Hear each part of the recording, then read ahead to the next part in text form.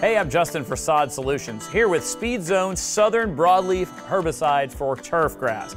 This is a post-emergent herbicide to control broadleaf weeds in a variety of different grasses, warm season and cool season.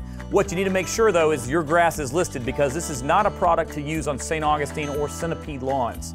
Speed Zone is a liquid concentrate, meaning you've got to mix this in a mix tank with a hose-end sprayer for application, and you can see results within a matter of hours.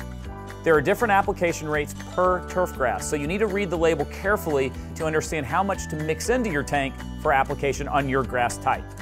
It needs to be applied at under 85 degrees, so just make sure, like with everything else, you read the label and follow proper instructions, especially when you're mixing and you have to mix specific amounts for your grass type. Speed Zone from Sod Solutions.